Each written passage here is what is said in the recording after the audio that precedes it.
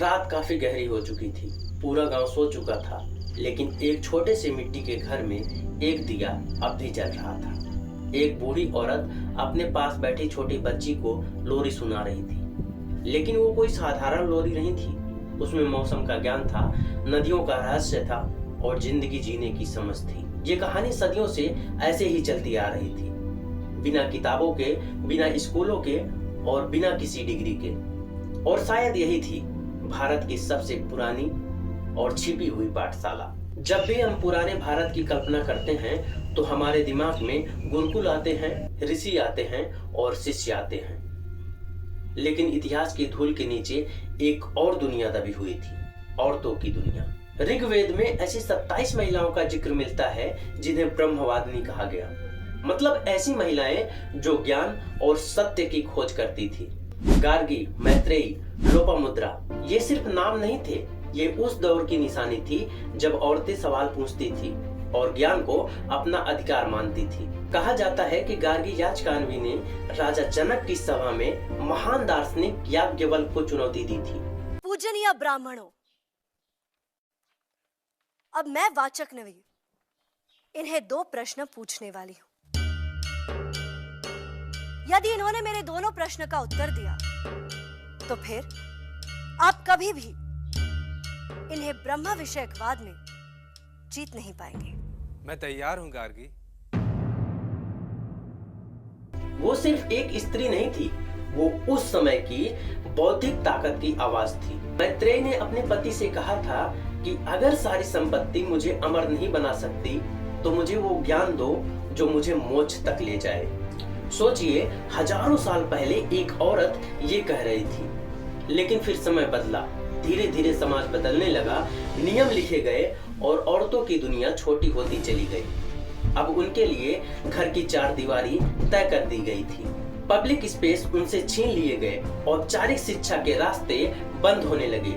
ऐसा लगा कि जैसे ज्ञान का वो दिया बुझ चुका हो। लेकिन सच ये था कि वो ज्ञान का दिया बुझा नहीं था, बस छिप गया था। जब दरवाजे बंद हुए तो औरतों ने खिड़कियां ढूंढ ली। उन्होंने अपनी नई पाठशालाएं बनाई। कहीं एक माँ अपनी बेटी को रंगोली बनाना सिखा रही थी, लेकिन वो सिर्फ एक रंगोली नहीं थी, वो ज्योमेट्री थी, सिमेट्री थी और मैथमेटिकल प्रिजन था। साउथ इंडिया के कोमल पैटर्न में आज भी मॉडर्न रिसर्च और प्रैक्टिकल ज्योमेट्री देखते हैं। जो चीज आज यूनिवर्सिटी में पढ़ाई जाती है उसे हमारी गांव की औरतें सदियों से अपने आंगन में बना रही थी। एक बूढ़ी औरत लोरी सुना रही थी, लेकिन उस लोरी में मौसम के बदलने का संकेत था, नदियों के बहाव का ज्ञान था और बीमारियों से बचने का तरीका था। तो कहीं जंगलों के पास बैठी एक औरत अपनी बेटी को जड़ी बूटी पहचानना सिखा रही थी कि कौन सी पत्ती बुखार में काम आएगी, कौन सी जड़ दर्द कम करेगी और कौन सी जड़ी प्रेगनेंसी के समय मदद करेगी। ये कोई छोटी बात नहीं थी, ये एक पूरी मेडिकल एजुकेशन थी जो एक माँ से बेटी तक पहुंचती रही। और फिर था एक और संसार, पर्दे के पीछे का संसार। मुगल काल में जब औरतों को बाहर निकलने की आजादी नहीं थी, तब वुमेन क्वार्टर्स के अंदर एक अलग दुनिया जन्म ले रही थी।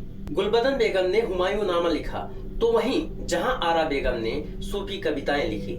जेबुनिसा की शायरी इतनी गहरी थी कि लोग उनकी कलम से डरने लगे। उनके शरीर पर्दे के पीछे तो थे, लेकिन उनकी सोच आजाद थी। फिर आया 1848।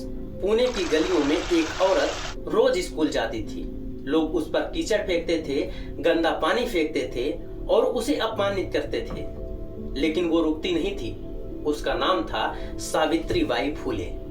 उन्होंने और फातिमा शेख ने मिलकर भारत का पहला लड़कियों का स्कूल खोला। ये सिर्फ एक स्कूल नहीं था, ये सदियों से छिपी हुई आवाजों का विद्रोह था। जो ज्ञान पहले फुसफुसाहटों में दिया जाता था, अब वो खुले क्लासरूम में दिया जाने लगा। आज हम कहते हैं कि देश आगे बढ़ रहा है, लड़कियों की शिक्षा आगे बढ़ रही है, और ये सच भी है। लेकिन एक सवाल अब भी बचा हुआ है, क्या वो 200 जड़ी बूटियों का ज्ञान अब भी जिंदा है? क्या वो लोरियां जिनमें इतिहास छुपा था वो अब भी किसी को याद है?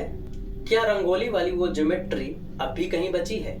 शायद हमने आधुनिक शिक्षा के पीछे भागते भागते अपनी सबसे पुरानी शिक्षा को पीछे छोड़ दिया, लेकिन वो पूरी तरह खत्म नहीं हुई। जब एक दादी अपनी नातिन को कोई गीत सिखाती है, जब एक माँ अपनी बेटी को कोई पुराना नुस्खा बताती है और जब एक औरत अपनी कहानी सुनाती है, तब वो पाठशाला फिर से खुल जाती है। उन्होंने हमें सिर्फ पढ़ाया नहीं, उन्होंने हमें जिंदा रखा।